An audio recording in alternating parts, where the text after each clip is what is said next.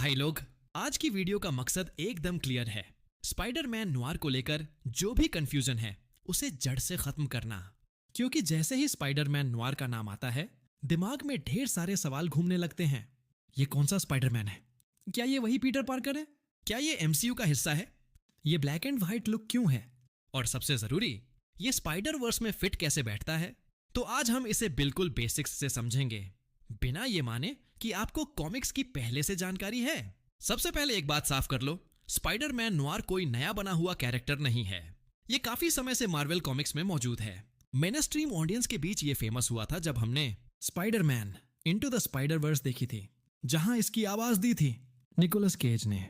Black and white में रहने वाला, हमेशा सीरियस और थोड़ा डिप्रेस्ड टाइप स्पाइडरमैन वही है, स्पाइडरमैन नोयर। लेकिन ध्यान रखना, मूवी वाला वर्जन काफी हल्का और फैमिली फ्रेंडली था। कॉमिक्स में ये कैरेक्टर उससे कहीं ज्यादा डार्क, हिंसक और मॉरली ग्रे है। एंड नोयर कोई कैरेक्टर नहीं, बल्कि एक फिल्मी जॉनर है।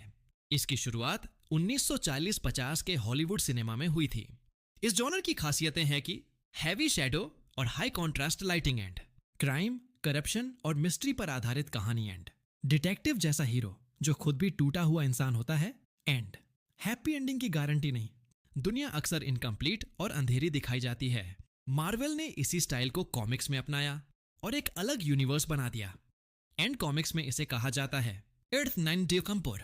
ये वही दौर है जब 1930-40 के समय ग्रेट डिप्रेशन चल रहा था। क्राइम सिंडिकेट्स, मॉब बॉसेस और पॉलिटिकल करप्शन अपने चरम पर थे। एंड इस दुनिया में भी स्पाइडरमैन का नाम पीटर पार्कर होता है, लेकिन ये फ्रेंडली नेबरहुड वाला खुशमिजाज पीटर नहीं है। ये पीटर गरीबी, भूख और अन्याय के बीच बड़ा होता है। अंकल बेन और आंट में यहाँ सिर्फ गार्जियन नहीं, बल्कि सोशल एक्टिविस्ट हैं।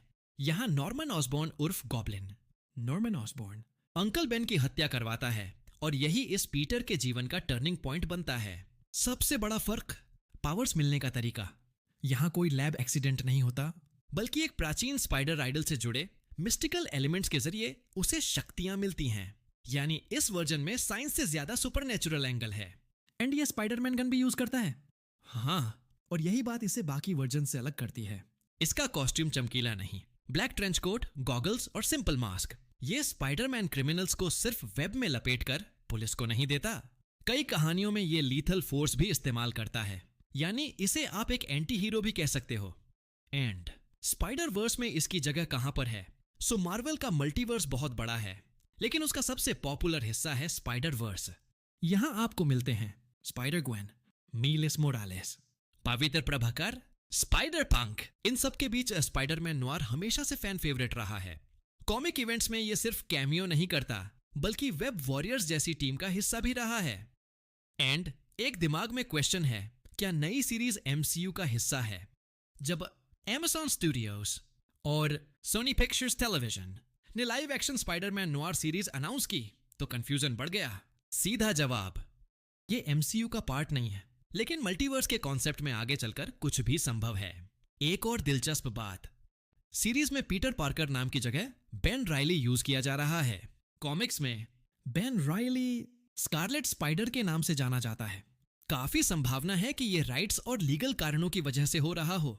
अगर आप सोच रहे हो कि यहाँ जोक्स, स्कूल ड्रामा या एवेंजर्स रेफरेंस मिलेंगे, तो एक्सपेक्टेशन रीसेट कर लो।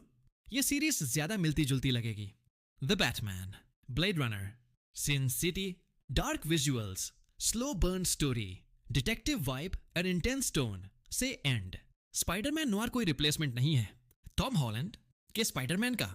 ये बस उसी जिम्मेदारी का एक अलग वर्जन है, जहां दुनिया ज्यादा क्रूर है और हीरो को खुद तय करना पड़ता है कि न्याय की लाइन कहां खींचनी है। शायद इसी वजह से ये कैरेक्टर इतना खास है, क्योंकि ये सिर्फ सुपर हीरो नहीं, एक आइडिया है। जब दुनिया अंधेरी हो जाए तो कोई ना कोई मास्क पहनकर खड़ा जरूर होता है, चाहे चेहरे के पीछे मुस्कान हो या सिर्फ जिद और जख्म। अगर वीडियो पसंद आए तो लाइक करो, शेयर करो और चैनल पर नए हो तो सब्सक्राइब जरूर करना। जल्द मिलेंगे अगली वीडियो में।